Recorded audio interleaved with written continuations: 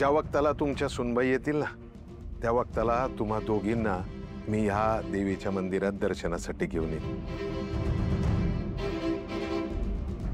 काय काही वेळेला माणसांचे गैरसमज होतेत, अशक्य नाती सुद्धा शक्य वाटायला लागतात।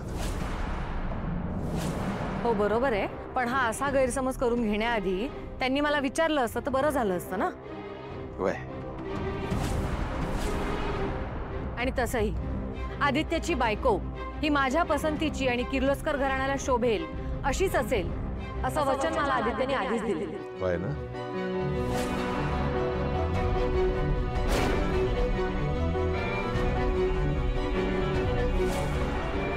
चला निघूया।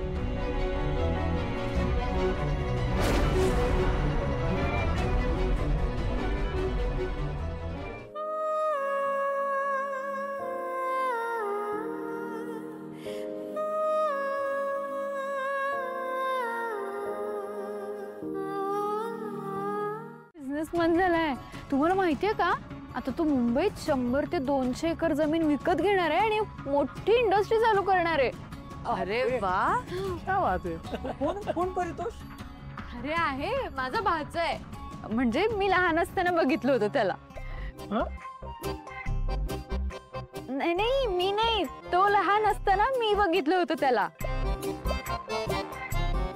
त्यामुळे तुम्ही सगळे कसे बघणार? पण आता तो येणार आहे मुंबईत, तेव्हा तुम्ही सगळे बघाल त्याला।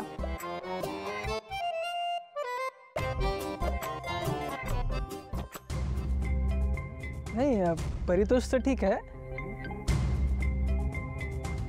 पण आई तुझं काय चाललंय का? माझं काय? तुझं प्रियाकडे काय लक्ष आहे की नाही? अच्छा, म्हणजे प्रियाने तिच्या सासूची काही कंप्लेंट केली आहे का तुझ्याकडे? तिने काही तक्रार नाही केली आहे, पण माझीच तक्रार आहे। अगं केवढं काम करते ती घरात, माझ्यासाठी वेळच नाहीये तिच्याकडे।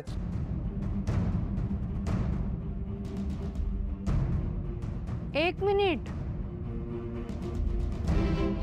प्रिया या घरातली सगळी कामं करते, मग मी काय करते? मस्करी।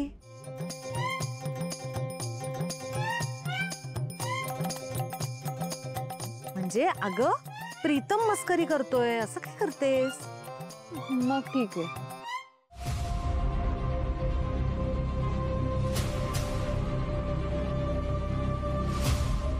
आई हा आई माझं झालं, पण मला ना दादाचं जरा टेन्शनच आलंय। काय आदित्यचं कसलं टेन्शन आलंय? अगं म्हणजे बघ ना, आता या घरात मी दादापेक्षा लहान आहे बरोबर ना, पण माझं लग्न झालं तर त्याच्या लग्नाचा तू विचारच करत नाहीयेस, मग टेन्शन येणार नाही ना तर काय सांग मला? खरं प्रीतम, खरं तर मला पण काळजी आहे आदित्यची, पण ते त्या अनुष्का प्रकरणानंतर आहे ना आदित्यसाठी मुलगी बघायची हिम्मतच होत नाहीये माझी। अगं मग मी बघतो ना। हे तसं नाही, म्हणजे माझ्या डोक्यात आहे एक मुलगी दादासाठी। असं बोल ना।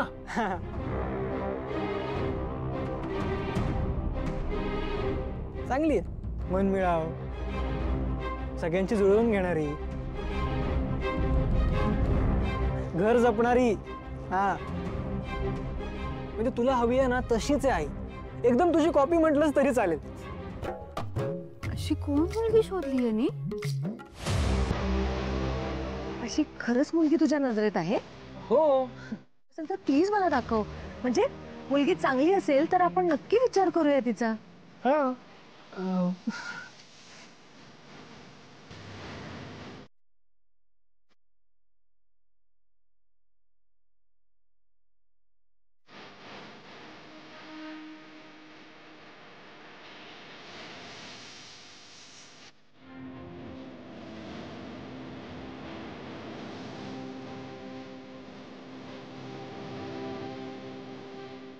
प्रीतम, डाउनलोड करतोस का फोटो?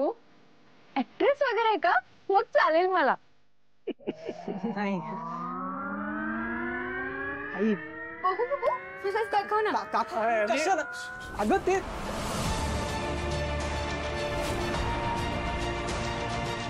पारू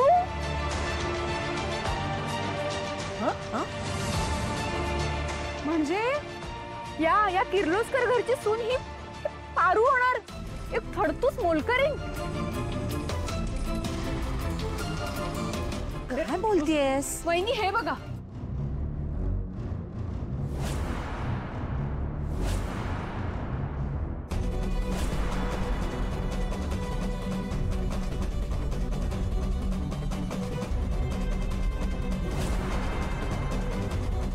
प्रीतम, तू मला आदित्यची बायको म्हणून पारूचा फोटो दाखवणार होतास? आई मी काय विचारते प्रीतम? तुझी हिम्मत कशी झाली हा विचार करण्याची? आईला अगं मस्करी करतोय तो. तू काय लगेचच हायपर होतेस ग? आदित्यच्या लग्नाबद्दल आणि या घरच्या सुनेबद्दल मला कसलीही मस्करी केलेली खपणार नाही. मस्करी करणारा कुणीही का असेना.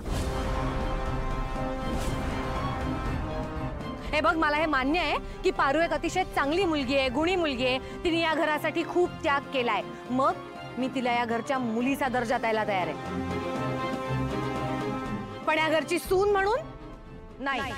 हा विचार सुद्धा डोक्यातनं काढून टाक, कळलं?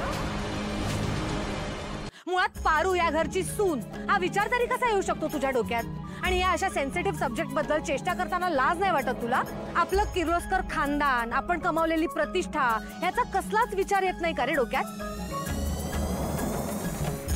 ही अशी चेष्टा करणं बंद कर आणि ऑफिसमध्ये जरा लक्ष घाल. हे धंदे बस झाले आता, कळलं? आणि आदित्यसाठी मुलगी मी बघेन, तू त्याची काळजी करू नकोस. जा आता कामाकडे लक्ष दे.